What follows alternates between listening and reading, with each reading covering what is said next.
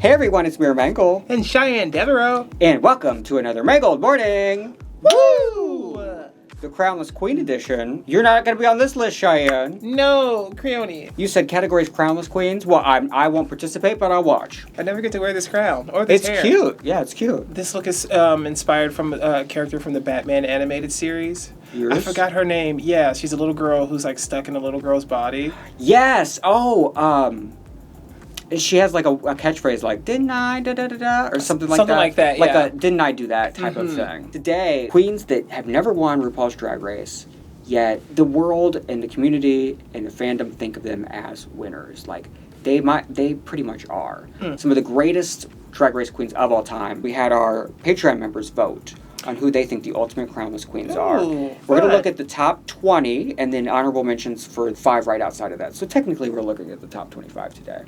But before we get started with that, make sure you go ahead and hit that subscribe button, like the video, and join the Patreon where you can see all kinds of additional content you can't see on YouTube.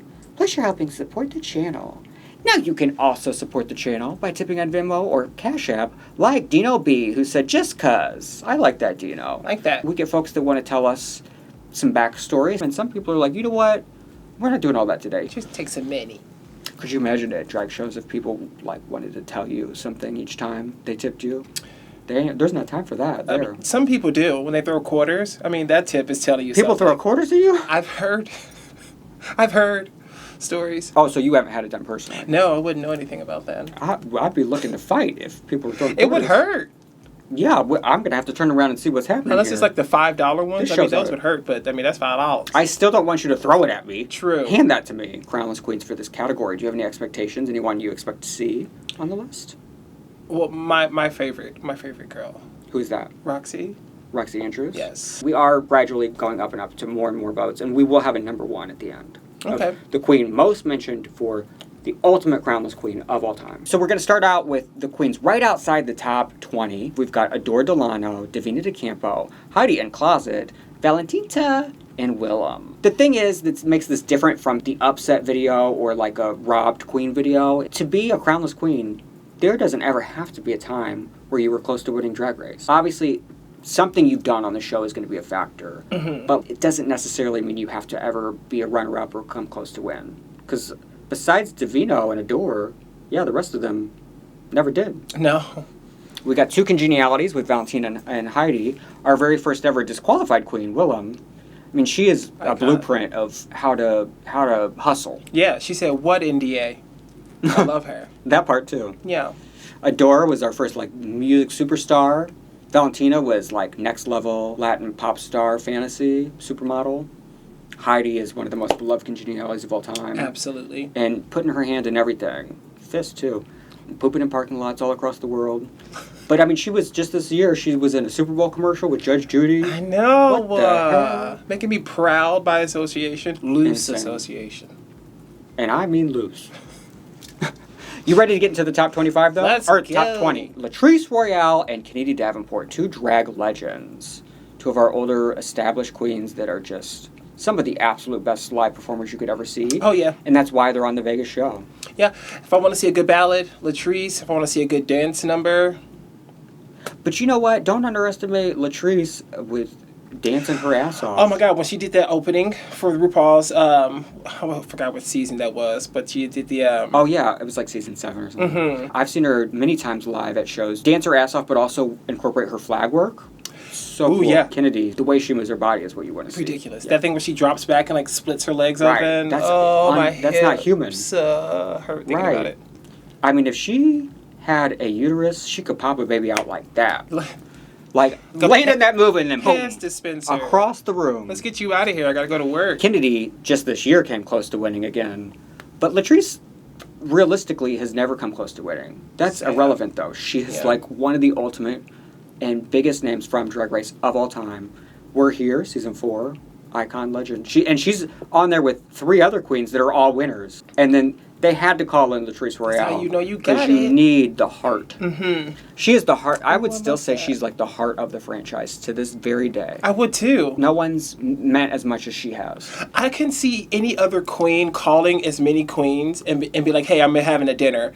And as many people would show up as they would for Latrice Royale dinner. I would fly out I would leave you right here. If I would say, well, can I bring my friend? Lock up. I would say, fine. could I bring my friend? If she says no, I'd say, well, lock up. I have to go. I would completely understand. Next, we're looking at 2 runner-ups for international franchises and 2 of our newer franchises. We've got Bernie from Drag Race Philippines Season 2 and from Mexico Season 1, Matraka. There's not a lot of the international queens that make the list. So to be mentioned from some of those newer franchises is pretty iconic. You've made an impact. These queens, I understand why. Bernie is a superhero, Filipino, pageant perfect. Like, she embodies everything that's perfect about drag and that I love with the superhero angle as well. And she's so lovable and so charming. Matraka, she deserves to be on this list just because she's one of the most unique artists from any franchise, any season around the world. Her art and point of view and the way she translates that to the challenge. You know, a lot of times you get queens that are maybe a little bit more artsy. And sometimes they struggle for either the judges to see them or for them to mold themselves for the categories, for the, you know, to fit the Drag Race mold. Matraka, I think, embodies doing that seamlessly and perfectly. And she would have won if she didn't go up against Christian, who won 5 like the ultimate winner, you know, one of the ultimate winners. And she won how many challenges? Christian, the person that beat her, 5 in just single season. And none of those are shared or anything, you know? And she won like 3 or 4, so she still like killed it and was a runner-up. I want both of them back on TV again. Well, you're a queen now, mama. Jumping to hosts, Brooklyn Heights and Pangina Heels. Out of all the hosts that are also Rue girls, these 2 totally make sense to make the list. Because I feel like the only thing that's preventing them from coming back to compete again is they got a show to run. They could come back and be winners. And the amount of charisma that it takes to be even slightly compared to Rue is astronomical. These 2 hold down their shows flawlessly, especially Brooklyn. I think that she's done such a great... She used to seem nervous to me in the first season, the first few episodes, but now... she was mean. The talent's there. I think her personality translating... Obviously, over the years, has been hit or miss. How about that? That's a diplomatic way of saying There that. we go. Pageant. It's more hit than miss. And obviously, Pangina. I mean, she felt like the winner of that season. She was only in like 3 episodes, but she had won 2 out of 3 on UK vs. the World.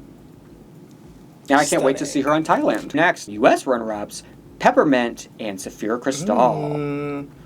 Peppermint, I feel like... Of course, she'd be on this list. Like, she was an icon and a legend before she even came on to Drag Race in the New York scene specifically.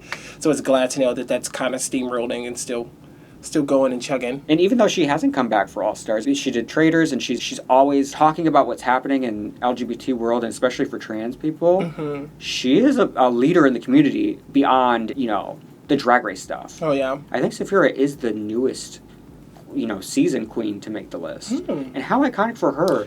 And, I mean, she really is that girl, because she was one of those... She won Congeniality. She's one of those queens where she could have won Congeniality and the Crown. I feel like they're going to bring her back immediately as long as she wants to. Because she was so good at Drag Race. What is next? Like, what would they even bring her back for? Would it be All Stars? They just filmed All Stars 10, or it's wrapping up, and she's not part of that. And a lot of people think that she'd be a good choice for Global. On these Versus the Worlds and Global, for the U.S. representatives, they pick people who've been back 2-3 times. But Saphira would be a good U.S. representative to come back to be on the same playing field. Especially being fresh blood, like fresh, yeah, where people recognize But she would be hard to beat. I would really be excited for them to bring Miss Crystal back. Like, that would be... Yeah. I mean, Peppermint I would love to see back too, but I mean, obviously it's up to her whenever she wants to, whenever she has time. Activism to do. Right, she guys. We need you. Up next, we have 2 UK runner-ups. It's Bimini from UK 2 and Cheddar Gorgeous from season 4. That's right, yeah, 4. Cheddar was always one of my instant favorites. Cheddar, talk about legends before going on the show. Oh my gosh. She was already a name and established, and one of the very early like social media Instagram faces. Yeah, same thing with Aiden Zane. I knew about them from Instagram before they had like a huge wipe and had to like start all over and stuff like that. Like it was... Yeah, I feel like you told me that before. Yeah. But I hadn't heard of her. Bimini does music and models. And it's just been working. nonstop. Was she in a Marc Jacobs campaign? Was that the modeling that she first did? I don't know, but I could see it. Hmm. I don't know. Don't quote me on that. Another one that I think, speaking of models, that could have made it for me, Tace, also from her season. Tace might as well be a winner with what she's done. Taste is part of my imaginary sorority that I'm a part of. Of what? Drag queens. What's the sorority like? It's me, Simone, Shay, like supermodels? Tace, Naomi. Uh-huh. In my mind. What would be my sorority? Who are the clowns? Davina, Ginger Minj, Sasha Bell. Mine should be like people who have bad attitudes. Up next, I had to put them together. It's Rujubee. Total Crownless queens. Is that my ring? Right. They're so funny together. I love them. That's one thing I feel like they're not doing anymore that they should bring back is utilizing them on camera together. Because Raven's in there all the time. Juju was in there all the time. Obviously, she was competing, so it'd probably be weird to have them interact then. But Raven's always there. Bring Juju in and have them just, like, do some of that silly stuff they used to do in the workroom. I would love to see it. You know how, like, on All-Stars 8, they had Raven and Chanel do the walkthroughs? Mm-hmm. Have Raven and Juju do it. That way we can have all those little moments, too. Because, they're going to talk to the girls, but they're still going to have their own little moments, too. That's honestly what I miss most. Like, what I'm most nostalgic for is seeing them together. Because, I mean, we've seen Juju compete enough. I don't want to see her compete again. We need to cultivate more relationships, more drag sisterships. Yeah. And then, like, put them more to the forefront. Because that really, like, more of that lighthearted family. It's fun to see. Yeah, it's really good TV, too. Yeah, a lot of those little clips that people still share to this day are from Drag U. And those have been, like, the lasting thing from Drag U is just their interactions. Some with Mariah or Manila, Latrice. From Season 2 queens to Season 3 queens, Shangela and Alexis Mateo. Bam! What? The hallelujah to the bam. There's a lot of girls from these early seasons now at this point that are at a different kind of iconic drag and level. I wonder if a little bit has to do with the fact that the viewership was more concentrated back then instead of right now where it's quite spread out. Them. Also what they've done in their careers and the ability to remain relevant all that time. We talk about a Season 3 curse that's a Season 3 curse of the third season of every franchise. Something goes terribly wrong. However, there's a separate Season 3 curse that we talk about that is the Season 3 queens competing on All-Stars. Something crazy goes wrong every time. The jury, India lying on Alexis. Ooh, that was good, though. Alexis just came back for her fourth time and competed and almost won. She was runner-up this time. Every time Shangela loses, I just feel like it's New York being brought back on Flavor of Love to lose the second time. Like that amount of heartbreak, I feel that, girl. Her the limo. I'm not mad, and then the next second crying. That woman is television gold, too. They should incorporate, like, a mock I Love New York challenge and make the girls improvise around her. That would be great. Has she judged? She's judged. She has, yeah. It was the most chaotic week ever. It was her and Joel McHale. Oh, yes. The Soup Central. This point in our list, just about everyone who commented from Patreon mentioned these folks. Like, these are the ultimate names mentioned. The cream of the crop. We're, like, in the top 5 at this point. The cream of the crop. The Ben de la Creme.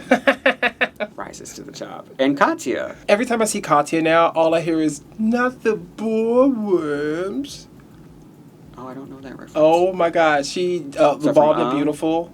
No, their podcast. Trixie was gone, so T.S. Madison hosted. Oh. And they started talking about it in an old episode of some TV show. And it's just this clip of, like, T.S. Madison, like, rubbing her breast and be like, not the boar worms. And Katya's losing her in the corner. So good. Legend. I can picture it. You described the scene well. Thank you. Who knows what would have happened if Dayla didn't leave? But her and Jinx still killing it with their shows to this day.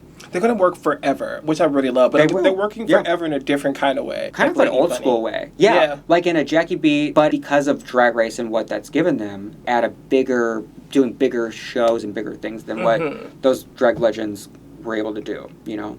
Like, they're going to be, like, 65 still selling out shows. Yeah. Oh, yeah. One show a month or whatever, or two, whatever, and I'll go. For 3-4 years in a row, I went. And they never come to St. Louis, so I'd have to travel somewhere every single time. Katya, that last show her and Trixie did was really good, actually. It was the closest thing I've seen to a Dayla and Jinx show. Like, it was really good. I saw them when they came to the pageant. To the Fox? We were at the Fox. Was it the Fox? It was a really good show, though. I could still see her one day doing something we wouldn't expect from her, but, like, brilliant. She just has one of those brains. She does. Whatever it is, I'm buying tickets. We're definitely in the top 4 now, and Marina Summers from UK vs. the World Season 2 and Philippines Season 1. Talk about stellar runs. Runner-up twice. Both times I thought she was going to win, and she didn't. She couldn't have done any better. To be so sickeningly beautiful, like, this girl with a face like that shouldn't also be funny. No. Like Envy Peru. Ooh. You know, like, you're the most beautiful face I've ever seen in my life. Gosh. Yet It's also not you're fair. the funniest girl. It's not fair. She was like the 3rd or 4th person RuPaul said you were born to do drag to. But that's become a curse. Like, if he says that to you, you're not going to win. The first queen he ever said that to, Crystal Versace won, but then Anitra, Georges, Marina, someone else this year. Don't say that to me. I don't want it. Keep that compliment to yourself, Henny. Right. Unless you want to make a commitment on paper that you also still will see me for the crown. It was heartbreaking. She is stunning, though. Yeah. We have done this list before, but it's been a long time. I put off doing it again because I wasn't sure if there would be enough new names. Like, I didn't want to just redo the same list with the same people again. I saw this picture on social media the other day, a photo shoot of Pangina and Marina together, and I said, oh, we got to do a Crownless Queens, because this picture right here is giving me Crownless Queen girls. This picture literally inspired the video. That dress. Stop it. She's the tiniest little woman. Oh my god. Real life Bratz doll. Her face. It's just unreal. It's perfect. The runner-up to most mentioned, Roxy Andrews and Detox. Roxy is the runner-up. It's one of the most fresh on the mind. But I love that they both were towards the top of the list because they're both iconic and they're both part of Relaska Talks. Still trying to get that crown. I would love to see Detox come back. She just came out as trans. She did. I did see that. Congratulations. Very casually, like in the middle of a number with Willem. I'm trans now. I love that they still do that song. That song is still bops to this day. These are drag legends who helped establish the franchise and make it what it is. Like, we wouldn't be where we're at in terms of the Drag Race franchise without Season 5. It's a pillar. Yeah. Oh my god. I still remember Detox's black and white look at the reunion. Detox has such a unique point of view. Now, like, looking back, even though it was quite a few years in between her 2 seasons, it's been even longer now. I would love to see kind of where how much she's evolved. Yeah, her fashion point of view now. Yes. Because you know it has. Yeah. I'd love to see it. I'm really excited to see who number 1 is because I had no idea. And I thought it was going to be Detox, if not Roxy. So number 1, the most mentioned, the ultimate crownless queen of all time. We're jumping back to a season we've focused a lot on already. Does that help? Season 5? Season 3, Manila Luzon. Yes! Absolutely. Absolutely. Camp Couture, the way she mixes everything together, it's She's own special conceptual magic queen. that no one else can do her. No one else can do Manila. It's one of the most unique point of views, distinct, iconic, just imagery. Like when you see a black wig with the blonde streak, you think of Manila immediately. Immediately. I mean, iconic signature look, signature moments, has slayed Drag Race every time she's done it. Yeah, Mobile High was a verbal tick for me for a long time after she did Imelda Marcos. Oh, Mabuhay? Yeah. It was iconic. If you watch Philippines, they say that all the time. Oh. Mabuhay! Because they're just saying hello. Sorry, I didn't mean to like cut your moment down. Oh, no, I feel like that's what I just did. Like that was the end of it. Inspirational when it comes to her brain and how she puts looks together. Not to mention the MacArthur Park lip sync. And she's talented. She's so funny. I have her design book, which has... Ooh. Yeah, and my friend got it signed. Like, I think he was at one of the drag cons, and he got it, so it has, like, Dexter and Cheyenne. Love you, or something like that. Oh, they got it signed to you? Yes. Nice. Yes, it was a gift for me, so I feel very close to her. Do you want to ever go to, like, a drag con? I would go, yeah. That'd be fun. I mean, the only thing I'm worried about is, like, wearing something that's comfortable, like, heel-wise.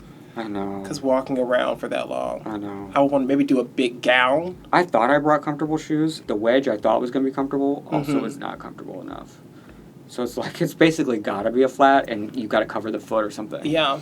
But I mean, that's like a minor thing to worry about. I think like being around drag all day, every day, I don't think I would get mentally exhausted. I think I would maybe become like a little tired just from like, I don't know, maybe the energy consumption. But I think it'll be so much fun to be around that much drag and people who love drag. It does make you exhausted in every type of way. But yeah, it's like also something that you can't do anywhere else. You know what I mean? Like You can't get that. No, we're doing an ad for them when we should be doing an ad for Paramount Plus. Go watch Manila slay it on all 3 of her seasons on Paramount Plus. Season 3, All-Stars 1, and All-Stars 4 are all in there. And keep watching Global All-Stars each week. Use my link below. Try Paramount Plus for free. How about that? Do it. And you're helping support the channel as well. And I'm sure in a roundabout way, helping support Manila. I remember when Manila didn't win, and people, it was one of those cases where people were really upset when she was eliminated. If you want to support me and think I should have won, buy my album, buy my merch. Show me Help that, me like that. Feel like I won. Right. Like, you can make up for it that way. Some of the girls, really with the bookings and with the lucrative deals they come up with, they walk away with the prize money, secretly. Her point of view with fashion and how inspirational it is, at least for me, I don't think any queen from the show, winner or not. Ooh, that's a big statement to make. Winner or not? Yeah, I don't think there's any queen that is more inspirational than Manila. I can say one queen that I can think of. Who's yours? Violet Chachki. Her concepts, some of the things that every time she hit the runway, whether it was a themed or like a freestyle, she absolutely murdered it. Now it's time to take a look at our YouTube thanks. Max Kids said, congrats on the Paramount Plus deal. I'll be totally honest, the only reason I finished All-Stars 9 was because of your videos. Damn. So it's about time they started running you a check. They had a video idea, a list of cursed Snatch Game characters like Lady Gaga, Beyonce, Cardi B, characters that have been done multiple times and never successful. Do you think there's a way to do them successfully, or is it truly impossible? Not that long ago, we did a video about every duplicate Snatch Game. We definitely talked about those, because the thing is, unless you're Maya Rudolph, don't do Beyonce. No. Because, that's the only time I've ever seen Beyonce funny. She's not inherently funny. No. But Maya can pick up, because she's a professional comedian. There's a talent threshold with certain types of celebrities where you need to, fill in the gap of that personality that's not comedic with your talent and you make have it to comedic. Find something, so small that you can exaggerate, Yeah. But you have to really know comedy like Maya Rudolph does. And also, I don't want to see someone come in and just copy what she does. So I wouldn't want to see another Beyonce. No. Lady Gaga, I thought when Miss Cracker was going to do her for Snatch Game, I was like, this is finally going to be the Lady Gaga. Because Miss Cracker is going to make her funny. She's funny. She sucked the life out of Lady Gaga. There are some people who I wouldn't touch, like Beyonce, people who aren't personality heavy. We know Beyonce's personality more through her music, less through interviews, because any Beyonce fan would tell you, she don't talk to us. She's just soft-spoken. Yeah. There's not really much there, so you got to be able to find something and over-exaggerate. And there are things that Maya does that I know they would not let pass on Drag Race. Some of the funniest stuff that Maya will do early on, at least when she would do Beyonce, was talking like Beyonce and then doing surfboard in the middle or saying, you must not know about me. They won't even let you sing it. They might let you do part of a lyric, but you can't sing it like the song. Watching while I get ready for Work the World All-Stars 9. Ooh, in Fort Lauderdale. I bet that's going to be a good show. Ooh, At this point, you've already seen it. Johan in Miami, Florida. Let us know how it went. That's my ultimate drag career goal. If I can do a show like Work the World, or I get to put on an elaborate show of numbers with other people, and then have backup dancers and choreography and all that kind of stuff, that would be in a good budget. If I was going to do a touring show, I'd prefer more like the Jinx and Dela, almost like a play. Ooh. Telling a story. Oh, I want to drop down from the ceiling, in a harness. Don't get me wrong. I would love to host the Vegas show. Just let me in the show. Put me in the show, coach. Or, Ricky. Right? Isn't that what she used to say? What? Is that from it? Sounds like from a straight movie. From I Love Lucy. Oh. Put me in the show, Ricky. But I'm not saying it right. Why can't I be in the show? Why can't I be in the show? This is all going to be cut out. Let us know what you think about the Crownless Queens. Was there anyone that was missed? There was a lot of names mentioned, but we had to just cut it down to the ones mentioned the most. Yeah, did you think someone else deserved Manila's spot, and why do you want to fight? Why do you want to fight? There was a few names that didn't make it that I was surprised they didn't. Silky, she came close. Silky, yeah. There's a few. So let us know in the comments below. I forgot what I was saying. Forgot my point. We're going to head on out of here for now and let us know. Oh my God.